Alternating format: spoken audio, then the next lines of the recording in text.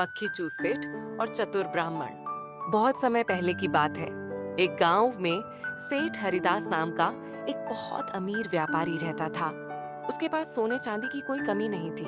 बड़े बड़े गहनों और कीमती रत्नों से उसकी तिजोरी भरी हुई थी। लेकिन वह उतना ही कंजूस और मक्खी चूस भी था। वह किसी को भी एक पैसा तक नहीं देता था। गांव में अगर कोई गरीब व्यक्ति उससे मदद मांगने जाता, जबकि सच्चाई यह थी कि उसके पास अकूत धन संपत्ति थी।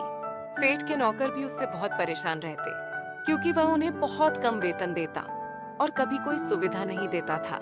गांव वाले भी उसकी इस आदत से तंग आ चुके थे। एक दिन एक चतुर ब्राह्मण उस गांव में आया। वह बहुत विद्वान और समझदार था। जब उसने सेठ हरिदास के बारे में सुना तो उसे एक सबक सिखाने की सोची। ब्राह्मण सेठ के पास गया और बड़े ही विनम्रता से बोला, सेठ जी, मैं एक गरीब ब्राह्मण हूँ, कई दिनों से भूखा हूँ, क्या आप मुझे कुछ खाने को देंगे? सेठ ने उसे ऊपर से नीचे तक घूरा और कहा, मुझे माफ करो सेठ जी, मैं एक विशेष मंत्र जानता हूँ जिससे आपका धन कई गुना बढ़ सकता है। अगर आप मुझे बस एक गिलास दूध पिला दें तो मैं आपको वह मंत्र सिखा सकता हूँ। सेठ हरिदास को धन बढ़ाने की बात सुनते ही दिलचस्पी आ गई, लेकिन वह इतना कंजूस था कि उसने नौकर को बुलाकर कहा, ब्राह्मण को एक गिलास दूध दे दो, लेकिन आधा दूध निकालकर उसमें पानी मिला देना ताकि हमारा नुकसान न हो। नौकर ने वैसा ही किया। ब्राह्मण ने देखा कि दूध में पानी मिला हुआ था, लेकिन उसने कुछ नहीं कहा। उसने धीरे धीरे दूध पिया और फिर मुस्कुराते हुए बोला, सेठ जी, यह मंत्र बहुत ही आसान है।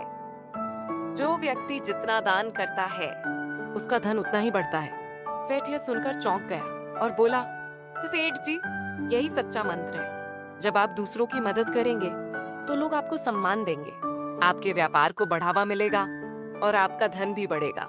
लेकिन अगर आप ऐसे ही मक्खी चूस बने रहेंगे तो एक दिन आपकी तिजोरी भी खाली हो जाएगी। सेठ ने पहले तो इसे मजाक समझा, लेकिन जब उसने गौर किया तो पाया कि गांव में जितने भी दानवीर और परोपकारी लोग थे वे सभी सुखी और समृद्ध थे। वहीं जो लालची और कंजूस थे वे हमेशा किसी न किसी संकट में फंसे रहते थे। ब्राह्मण की बातों का सेठ पर गहरा प्रभाव पड़ा।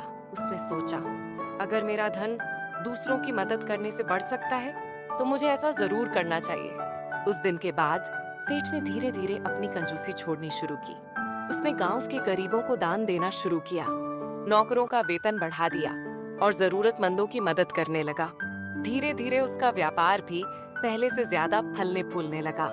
अब लोग उसे सम्मान की दृष्टि से देखने लगे।